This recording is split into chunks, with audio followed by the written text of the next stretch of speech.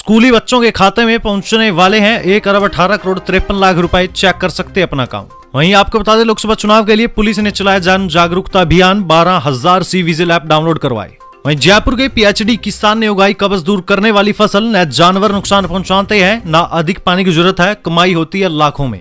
वहीं दोस्तों, लोकसभा चुनाव 2024 में सचिन पायलट की प्रतिष्ठा टोंक की बजाय दूसरी जगह लगी है दांव पर। वहीं कांग्रेस के खाते सीज होने पर गहलोत बोले, मोदी सागे सारे पर सीज हुए खाते। डोटासरा ने कहा केजरीवाल ने कांग्रेस से गठबंधन किया, इसलिए रातों रात जेल में डाला गया। वहीं दोस्तों, जयपुर से खबर आई है। जयपुर में आम आदमी पार्टी के कार्यकर्ताओं पर हुआ लाठीचार्ज। भाजपा ऑफिस में घुसने की कोशिश में थे। अंदर सीएम अजलाल और चुनावी प्रभारी ले रहे थे मीटिंग। वहीं दोस्तों, राजस्थान कर्मचारी चयन बोर्ड की ओर से एक बड़ी खबर आई है। राजस्थान में महिला पर्यवेक्षक महिला भर्ती परीक्षा का सिलेबस और स्कीम हुई जारी। वहीं दोस्तों, राजस्थान के एक जिला ऐसा जहां सफेद जार की बढ़ गई है मांग, करोड़ों का हो रहा है काला कारोबार। वहीं आरएएस भर्ती 2023 में विवादित पर्सनों से जुड़ा मामला, हाईकोर्ट ने प्री परीक्षा के परिणाम को चुनौती देने वाली याचिकाओं को किया खारिज। वहीं दोस्तों, जाति समीकरण, खर्च करने की क्षमता और राजस्थान में कांग्रेस ने कैसे फाइनल किए 6 सीटों के नाम, सभी खबरों के बारे में विस्तार से जानने के लिए वीडियो को अंत तक जरूर देखिए। इस वीडियो में हम आपको बताएंगे प्रदेश की 40 महत्वपूर्ण खबरों के बारे में।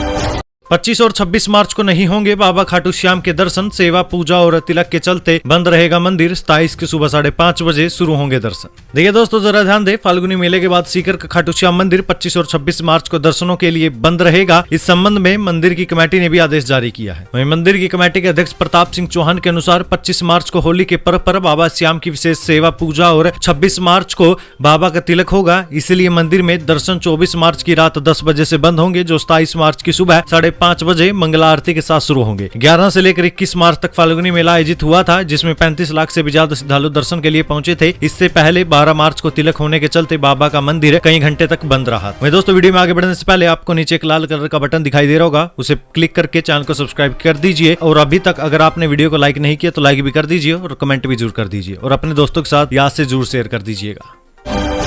राजनीतिक गलियारों से एक बड़ी खबर आई है दोस्तों। गहलोत बोले, मोदी शाह के इशारे पर सीज हुए हैं खाते। डोटासरा ने कहा केजरीवाल ने कांग्रेस से गठबंधन किया, इसलिए रातों रात जेल में डाला। देखिए दोस्तों, बैंक खाते फ्रीज करने के मुद्दे पर कांग्रेस ने केंद्र सरकार पर निशाना साध दिया है। पूर्व सीएम अशोक गहलोत ने कहा है कि लोकसभा चुनाव से पहले आयकर विभाग ने भी कांग्रेस के बैंक खाते फ्रीज कर क्राइम किया है। देश में स्वतंत्र चुनाव को खतरे में डाल दिया है। कांग्रेस के बैंक खाते फ्रीज करने का मुद्दा अब गांव तक पहुंच चुका है। ये मुद्दा इनको यानी कि केंद्र की बीजेपी सरकार को ले डूबेगा। गहलोत पीसीसी चीफ गोविंद सिंह डोटासरा और नेता प्रतिपक्ष टीकाराम जूली के साथ प्रदेश कांग्रेस मुख्यालय में मीडिया से बातचीत कर रहे थे। गहलोत ने कहा कि सीधे बैंक खाता फ्रीज कर दिया जाए, ऐसा प्रावधान है ही नहीं। 2017-18 में असेसमेंट हुआ, उस वक्त कांग्रेस को 199 करोड़ रुपए चंदे के मिले थे। उनमें से 14,40,000 नगद जमा करवाए गए। पहले कानून था कि 20,000 तक नगद दे सकते थे, फिर ये सीमा 2,000 कर दी गई। बदलाव के बाद में लोगों को पता ही नहीं था, उन्होंने नगद जमा करवा दिए। इसके लिए प्रावधान है, चूक हुई है तो 10,000 की पेनल्टी लगा दीजिए। ये समझ से परे है कि कांग्रेस पार्टी के 115 करोड़ फ्रीज कर दिए गए। पार्टी के अलग अलग बैंक खाते थे, उनमें हमने भी पैसा दिया था, वो सब भी फ्रीज कर दिए। वहीं गहलोत ने कहा कि इनकम टैक्स डिपार्टमेंट ने कांग्रेस के फ्रीज बैंक खातों से 115 करोड़ रुपए निकाल लिए। ये रेयर होता है, इनकम टैक्स डिपार्टमेंट ने भी क्राइम किया है। ये सब किसके इशारे पर हुआ है ये सब जानते हैं। नरेंद्र मोदी और अमित शाह के इशारे के बिना केंद्र में पत्ता भी नहीं हिलता। आपकी इस बारे में क्या राय है, कमेंट सेक्शन में अपनी राय जरूर बताएं।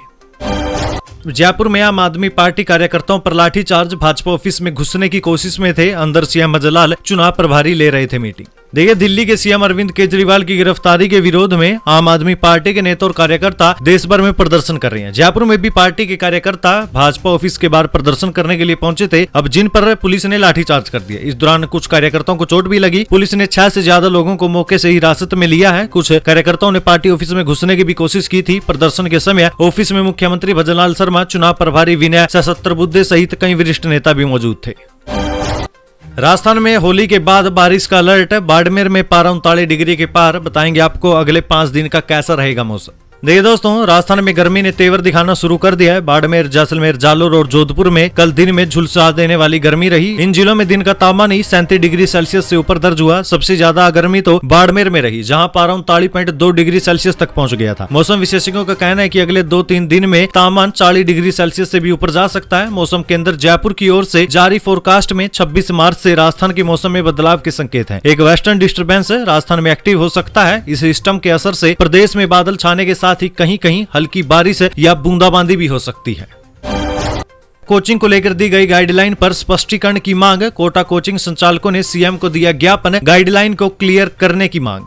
देखिए, मुख्यमंत्री भजनलाल शर्मा की कोटा यात्रा के दौरान कोचिंग संचालकों ने भी उनसे मुलाकात की। कोचिंग संचालकों ने ज्ञापन के माध्यम से राज्य सरकार की ओर से पिछले दिनों केंद्र सरकार की प्रस्तावित गाइडलाइन की पालना के आदेश जारी किए जाने के संबंध में कुछ महत्वपूर्ण बिंदुओं पर विधि सम्मत स्पष्टीकरण जारी करने के लिए निवेदन किया है, ताकि गाइडलाइन से जुड़ी भ्रांतियां दूर हो सके। मुख्यमंत्री भजनलाल शर्मा ने उचित कदम उठाने का आश्वासन भी दिया। इस संबंध में एलन के निदेशक, जो की एक कोचिंग संस्थान है, नवीन माहेश्वरी ने कहा कि राज्य सरकार की ओर से जारी किए गए आदेश में स्पष्ट नहीं किया गया कि कोचिंग के रजिस्ट्रेशन के लिए सक्षम अधिकारी कौन होगा और कहां आवेदन किया जाना है। नियमावली में क्रमांक 5 व 4 के लिए स्पष्ट नहीं है। अगर गाइडलाइन की पालना के संबंध में कोई शिकायत करनी हो तो भी सक्षम अधिकारी की जानकारी होना चाहिए, इसका उल्लेख कहीं भी नहीं है। इसके अलावा गाइडलाइन में और भी कई भ्रांतियां हैं जिन्हें दूर करना आवश्यक है। उनमें से एक प्रमुख तो यह है कि अब नई गाइडलाइन आने पर क्या पुरानी गाइडलाइन भी अप्रभावी हो जाएगी। इस संबंध में भी स्पष्टीकरण दिया जाना चाहिए। गाइडलाइन लागू करने के साथ ही इसकी नियमावली व प्रक्रिया भी स्पष्ट की जानी चाहिए।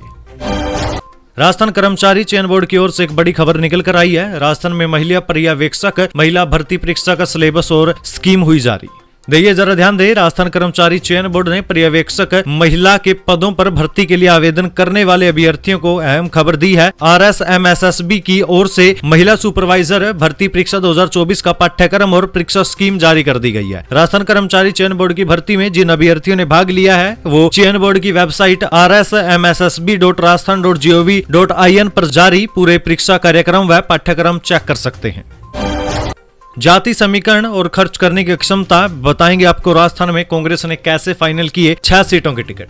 देखिए, कांग्रेस ने गुरुवार को राजस्थान विधानसभा चुनाव के लिए 6 सीटों के लिए उम्मीदवारों का ऐलान किया था, जिसमें से 5 पर कांग्रेस लड़ रही है और 1 पर मार्क्सवादी कम्युनिस्ट पार्टी का उम्मीदवार चुनाव लड़ेगा। कांग्रेस ने इसमें जाति, खर्च करने की क्षमता और किसी तरह की गुटबाजी न हो, इसको ध्यान में रखते हुए टिकट बांटा है। आपको बताते हैं 6 सीटों के समीकरण। जिन 6 सीटों पर कांग्रेस ने प्रत्याशी उतारे हैं और कौन से प्रत्याशी, उनके बारे में आपको बता देते हैं। देखिए, जयपुर से सुनील शर्मा को प्रत्याशी के रूप में उतारा गया है। वहीं बाड़मेर जैसलमेर से उमेदाराम बेनीवाल को, पाली से संगीता बेनीवाल को, सीकर से माकपा को, श्रीगंगानगर हनुमानगढ़ से कुलदीप इंदौरा को, झालावाड़ और बारां से उर्मिला जैन भाया, जो कि प्रमोद जैन भाया की पत्नी है।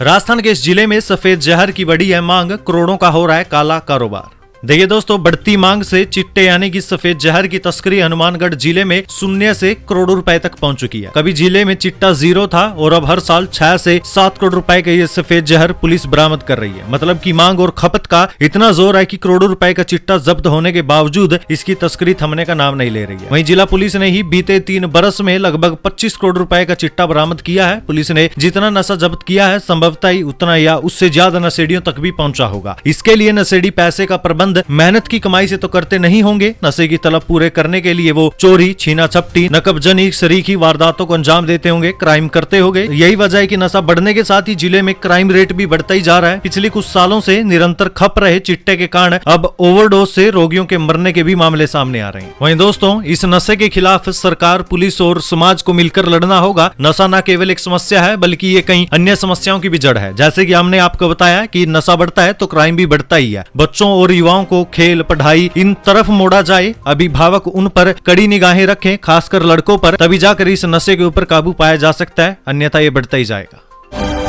राजस्थान में यहाँ किसानों के लिए वरदान बन रहा है खदानों का बरसाती पानी। बताएंगे आपको किस तरह बदल रही है किस्मत। देखिए दोस्तों, लाइमस्टोन की गहरी खदानों से उपखंड के भूजल स्तर में गिरावट आने से लंबे समय तक डार्क जोन का तमगा झेलने वाले उपखंड में अब बंद हुई खदानों में संग्रहित होने वाला बरसाती पानी किसानों के लिए फसल सिंचाई में वरदान बना हुआ है। कोटा उपखंड के जिन किसानों ने खनन उत्पादन के समय में लंबे समय तक चलने वाली खनन प्रक्रिया के कारण भूजल गिरने पर फसल पिलाई नहीं होने से संकट झेला, अब ऐसे किसानों के लिए खदान बंद होने से उसमें भारी बरसाती पानी वरदान की तरह उभरा है। हजारों बीघा भूमि इससे सिंचित हो रही है। कुछ जगह तो इन खदानों के पानी की उपलब्धता से बगीचे भी लग चुके हैं। 4 निरीक्षण के बाद भी नहीं सुधार पाए हालात, अब नोटिस देकर सुधार की कर रही उम्मीद।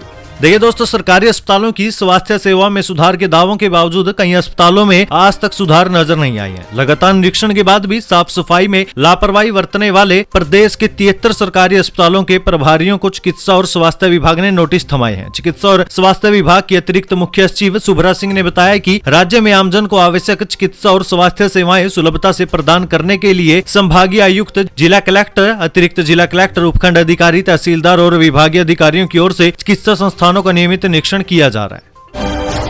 राजस्थान में सड़क पर नियम तोड़ने वाले वाहन चालकों के लाइसेंस पर कार्रवाई ई चालान पोर्टल पर होगी। देखिए, परिवहन विभाग की ओर से 1 अप्रैल से ई-आरसी और ई लाइसेंस जारी किए जाएंगे। इसको लेकर गुरुवार को प्रादेशिक परिवहन अधिकारी प्रथम कार्यालय में बैठक भी आयोजित की गई थी। बैठक में परिवहन आयुक्त मनीषा अरोड़ा वीसी के माध्यम से भी जुड़ी थी। विभाग की ओर से शुरू की जा रही ये नई व्यवस्था, इसको लेकर जानकारी भी साझा की गई। आरटीओ प्रथम राजेश कुमार चौहान ने बताया कि 1 महीने तक शहर के परिवहन कार्यालयों में ई-आरसी और ई लाइसेंस के फ्री प्रिंट निकाल कर दिए जाएंगे। अगर किसी व्यक्ति ने स्थायी लाइसेंस के लिए आवेदन कर दिया और आवेदन में उसने 200 रुपए की स्मार्ट कार्ड वाया लाइसेंस की फीस जमा करवा दी है, तो अगर उसे ये दोनों दस्तावेज 31 मार्च से पहले मिलते हैं तो चार्ज देना होगा। अगर दस्तावेज 1 अप्रैल के बाद जारी होते हैं तो उसके 200 रुपए उसे वापस कर दिए जाएंगे। वहीं एआरटीओ प्रकाश टहलियानी ने बताया कि अब सड़क पर नियम तोड़ने वाले चालकों के लाइसेंस पर भी कार्रवाई ई चालान पोर्टल के जरिए ही की जाएगी। इसके बाद अगर लाइसेंस निलंबित के लिए भेजा जाएगा तो परिवहन अधिकारी पोर्टल पर ऑनलाइन ही कार्रवाई करेंगे। इसके लिए यातायात पुलिस कर्मियों को प्रशिक्षण दिया जाएगा। संविधान में पद प्रतिष्ठा और पदनाम कानून के आड़े नहीं आता, केजरीवाल की गिरफ्तारी पर बोले शेखावत। देखिए दोस्तों, दिल्ली के मुख्यमंत्री अरविंद केजरीवाल की गिरफ्तारी पर अब केंद्रीय जल शक्ति मंत्री गजेंद्र सिंह शेखावत ने भी बयान जारी किया है। गजेंद्र सिंह शेखावत ने बताया कि ईडी के इतने समन जारी करने के बाद भी वे पेश नहीं हुए। ये कोई इतिहास का पहला मामला नहीं है जिसमें भ्रष्टाचार को लेकर कोई कार्रवाई हुई हो। शेखावत ने बताया कि पीएम मोदी भ्रष्टाचार की जीरो टॉलरेंस नीति पर काम कर रहे हैं। भ्रष्टाचार किसी भी लेवल पर बर्दाश्त नहीं किया जाएगा। दिल्ली के सीएम अरविंद केजरीवाल आंख मिचौली खेल रहे थे। कानून की नजर में सब समान है। कानून अपनी कार्रवाई कर रहा है। संविधान में पद प्रतिष्ठा और पदनाम कानून के आड़े नहीं आता है, इसलिए कानून अपना काम कर रहा है। चाहे वो कोई भी व्यक्ति हो, अगर उसने भ्रष्टाचार किया है तो वो बख्शा नहीं जाएगा। लोकसभा चुनावों के लिए पुलिस ने चलाया जन जागरूकता अभियान। 12,000 सी विजिल ऐप डाउनलोड करवाए।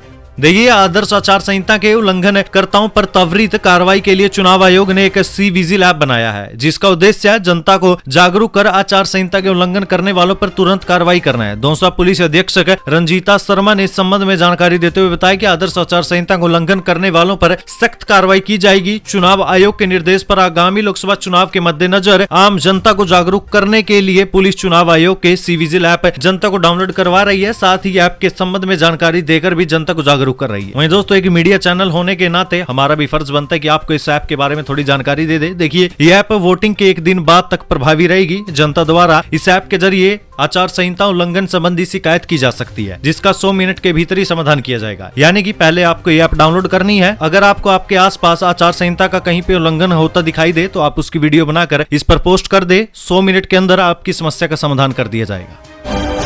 स्कूली बच्चों के खाते में पहुंचने वाले हैं 1 अरब 18 करोड़ 53 लाख रुपए। चेक करें अपना अकाउंट।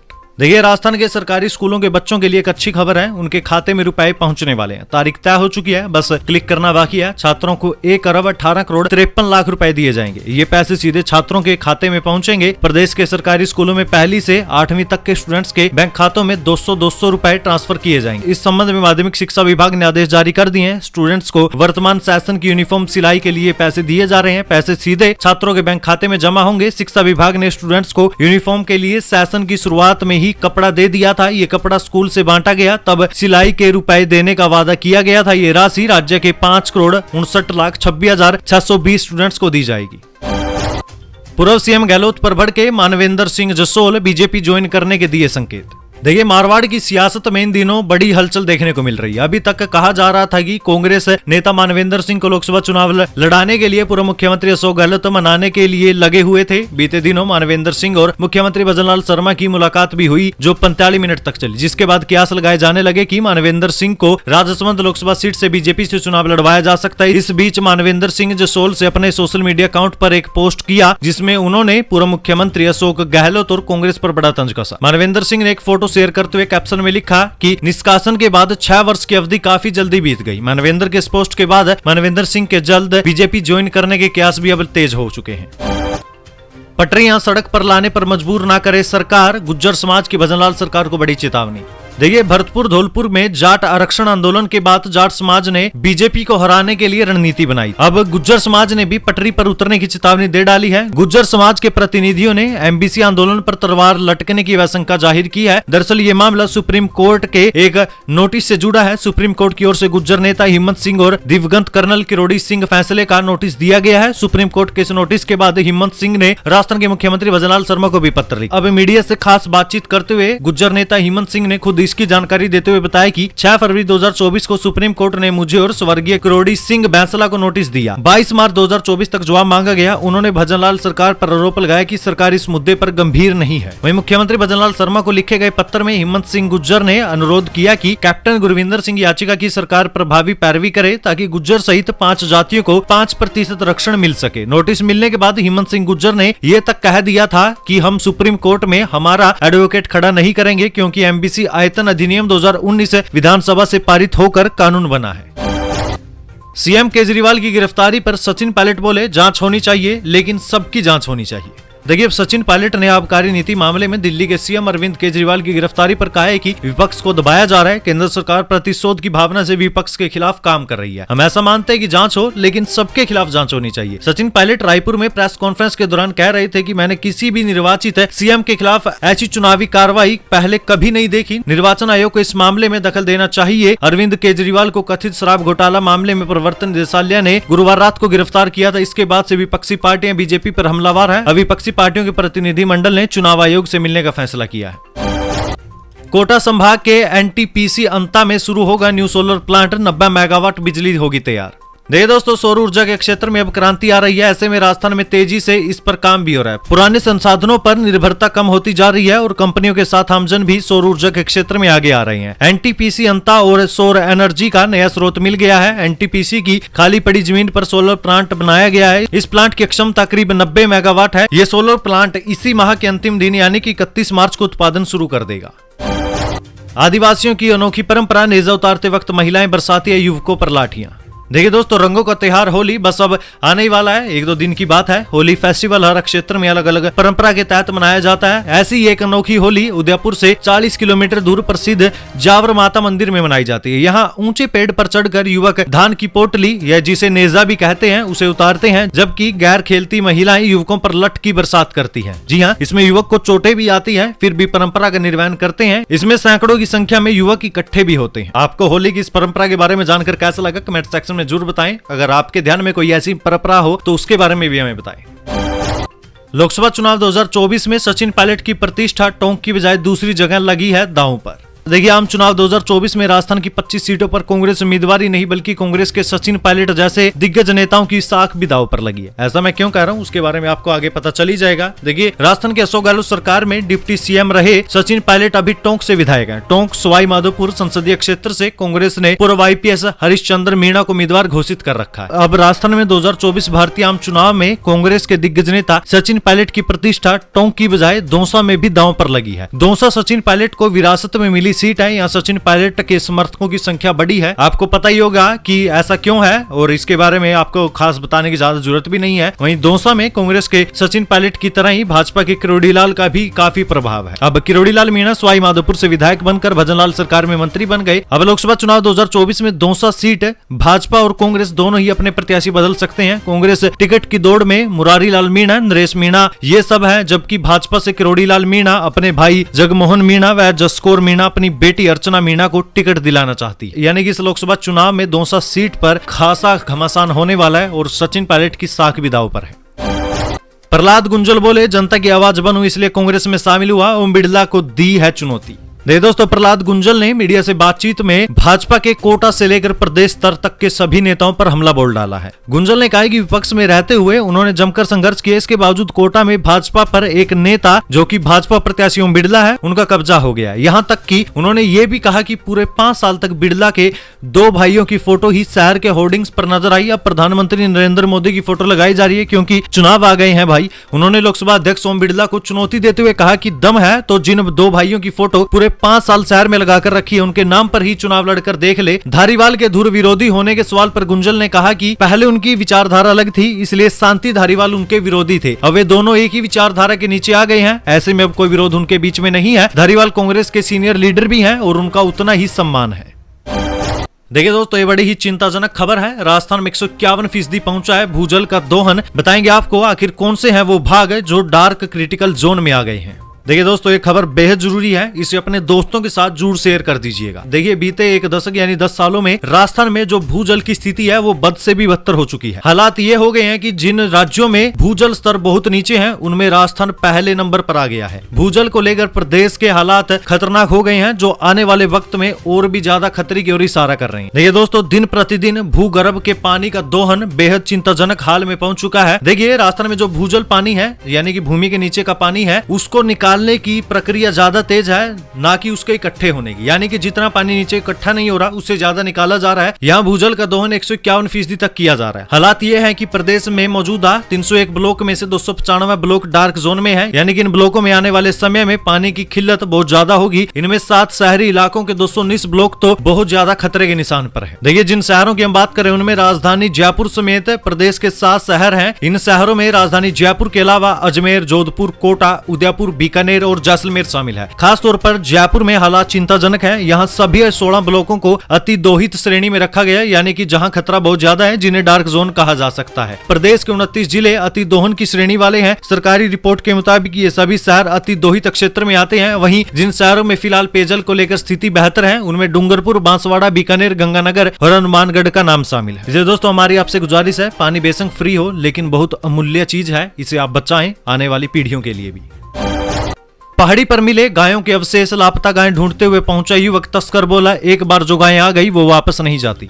देखिए लापता हुई गाय को ढूंढता हुआ एक युवक पहाड़ी पर पहुंच गया तो नजारा देखकर वो दंग रह गया। वहां जगह जगह पर गायों के अवशेष यानी कि हड्डियां पड़ी हुई थी। उसकी नजर वहां मौजूदा 4-5 लोगों पर पड़ी तो वे बोले यहाँ जो गाय एक बार आ गई वो वापस नहीं जाती। मामला अलवर जिले के इंदौर गाँव का है। सीएम बोले फील्ड में रहे मंत्री और विधायक, वहीं मंगवाए फाइलें। कहा मैं भी 3 दिन लगातार लोकसभा कार्यकर्ताओं की बैठक लेकर आया हूं। देखिए मुख्यमंत्री भजनलाल शर्मा ने मंत्री और विधायकों को फील्ड में रहने के निर्देश दिए हैं। सीएम ने कहा कि मंत्री अपने विधानसभा क्षेत्र के साथ साथ प्रभार वाले लोकसभा क्षेत्र में भी रहें, फील्ड में ही फाइलें मंगवा ले। चुनाव के काम में किसी तरह की लापरवाही नहीं होनी चाहिए। सीएम ने कहा कि मैं भी 3 दिन लगातार लोकसभा कार्यकर्ताओं की बैठक लेकर आया हूँ। सीएम ने ये बात बीजेपी पदाधिकारियों और चुनाव प्रबंधन समिति की बैठक के दौरान कही। पूर्व छात्र संघ अध्यक्ष ने बेटी होने पर पत्नी को निकाला। पत्नी बोली चुनाव लड़ने के लिए 10 लाख मांगे, नहीं दिए तो पिटाई की। देखिए दोस्तों, जैन नारायण व्यास यूनिवर्सिटी के पूर्व छात्र संघ अध्यक्ष पर उसकी पत्नी ने सेक्सुअल हैरेसमेंट और दहेज प्रताड़न का आरोप लगाया। इतने नहीं, पत्नी का आरोप है कि बेटी होने पर उसे ससुराल से निकालकर पीहर भेज दिया गया। मामला जोधपुर जिले के पीपाड़ थाना क्षेत्र का है। पीड़िता ने बुधवार को कोर्ट में परिवाद भी पेश की थी। इसके बाद महिला ग्रामीण पुलिस ने शाम 5 बजे मामला दर्ज कर इसकी जाँच शुरू कर दी। इसमें आरोप लगाया गया कि चुनाव लड़ने के लिए महिला के पति ने उससे 10 लाख रुपए की डिमांड की थी और नहीं देने पर महिला की पिटाई भी कर दी। इधर इस मामले को लेकर पूर्व अध्यक्ष चौधरी ने इसे राजनीतिक स्टंट और साजिश भी बताया है। बिजली बिल वसूलने गए जेईएन और कर्मचारियों से मारपीट, आरोपी ने जान से मारने की दी धमकी। राज्य कार्य में बाधा का मामला दर्ज। देखिए दोस्तों, डूंगरपुर के बिछीवाड़ा थाने में बिजली निगम के जेईएन ने एक व्यक्ति पर मारपीट करने और जान से मारने की धमकी देकर राजकार्य में बाधा का मामला दर्ज करवाया। बिजली निगम के जेईएन और उनकी टीम 2 दिन पहले बकाया बिजली का बिल वसूलने गई थी, लेकिन बिल जमा करवाने की जगह उनके साथ बदसलूकी की गई। पुलिस ने आरोपी के खिलाफ मामला दर्ज कर जाँच शुरू कर दी है।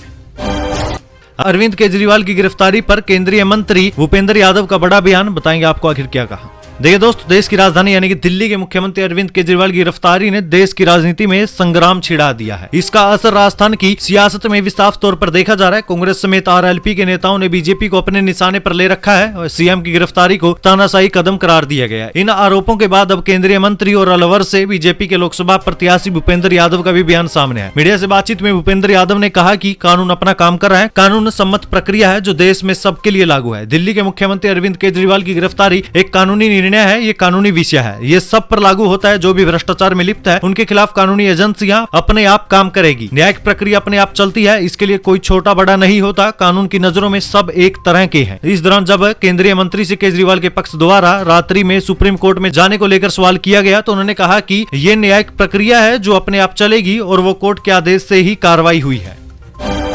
अरविंद केजरीवाल की गिरफ्तारी तानाशाही कदम, अशोक गहलोत बोले 400 पार का शोर मचा रही है बीजेपी, 200 सीटों का भी इन्हें आत्मविश्वास नहीं। देखिए, अशोक गहलोत ने अपने एक्स पोस्ट में लिखा, पहले झारखंड के मुख्यमंत्री हेमंत सोरेन, अब दिल्ली के मुख्यमंत्री अरविंद केजरीवाल की गिरफ्तारी केंद्रीय एजेंसियों के दुरुपयोग की प्रकाष्ठा है। ऐसा देश में पहली बार देखा जा रहा है कि संवैधानिक पदों पर बैठे नेताओं को गिरफ्तार किया जा रहा है। ईडी का काम केवल राजनीति तोड़फोड़ कर करना ही रह गया है। लोकतंत्र की हत्या की जा रही है। ऐसा लगता है कि दिन रात 400 पार का शोर मचा रही भाजपा को 200 सीटों का भी आत्मविश्वास नहीं है, इसलिए इस तरह के तानाशाही कदम रोज उठाए जा रहे हैं। पीएचडी किसान ने उगाई कब्ज दूर करने वाली फसल, न जानवर नुकसान पहुंचाते हैं, न अधिक पानी की जरूरत है, कमाई है लाखों में। देखिए, बंजर जमीन सोना कैसे उगल सकती है? जवाब है सही ट्रीटमेंट कर सही फसल लगाई जाए। ये करके दिखाया है जयपुर के जोबनेर कस्बे के किसान नेमराज सुंडा ने। नेमराज के दावे पर इसलिए यकीन किया जा सकता है क्योंकि वे किसान होने के साथ साथ खेती विषय में पीएचडी कर चुके हैं और दूदू, जो कि जयपुर में है, उद्यान विभाग में सहायक निर्देशक भी है। नेमराज का कहना है कि हर किसान परिवार में एक सदस्य को एग्रीकल्चर में उच्च शिक्षा हासिल करनी चाहिए ताकि किसान परिवार को पता चले कि अपने खेत से वे कैसे मुनाफा कमा सकते हैं, खासतौर पर की डार्क जोन यानी कि जहां भूजल स्तर खतरनाक लेवल पर है। वे किसान खेती में नवाचार पर विचार करें। उन्हें डार्क जोन जोबनेर में 10 बीघा में इसबगोल की फसल लगाकर मुनाफा कमाया है और अब रकबा यानी कि फसल का एरिया बढ़ाकर 3 गुना कर दिया है। आरएएस भर्ती 2023 में विवादित प्रश्नों से जुड़ा मामला, हाईकोर्ट ने प्री परीक्षा के परिणाम को चुनौती देने वाली याचिकाओं को किया खारिज। देखिए, आरएएस और अधीनस्थ सेवा भर्ती 2023 से जुड़े मामलों में कल राजस्थान हाईकोर्ट ने अपना फैसला सुनाते हुए प्री परीक्षा के परिणाम को चुनौती देने वाली सभी याचिकाओं को खारिज कर दिया है। जस्टिस समीर जैन की अदालत ने कल सुबह कीर्ति पारिक, प्रेमराम और अन्य की याचिकाओं को खारिज करने का फैसला सुनाया था। इन याचिकाओं में प्री परीक्षा के करीब 17 विवादित प्रश्नों को चुनौती दी गई थी। याचिकाकर्ताओं का कहना था कि मॉडल आंसर की में उनके जवाब को आयोग ने सही माना था, लेकिन जब परिणाम के साथ फाइनल आंसर की जारी की गई उसमें उनके जवाब गलत मान लिए गए, जिससे वे मुख्य परीक्षा से बाहर हो गए। याचिकाकर्ताओं की मांग थी कि कोर्ट विवादित प्रश्नों को लेकर कमेटी का गठन करे और उसी आधार पर प्री परीक्षा का परिणाम फिर से जारी करने का आदेश दे। अदालत ने विवादित प्रश्नों से जुड़ी करीब 55 याचिकाओं पर सुनवाई के बाद फैसला रिजर्व रख लिया था। अब कल फैसला सुनाते हुए कोर्ट ने सभी याचिकाओं को खारिज कर दिया है।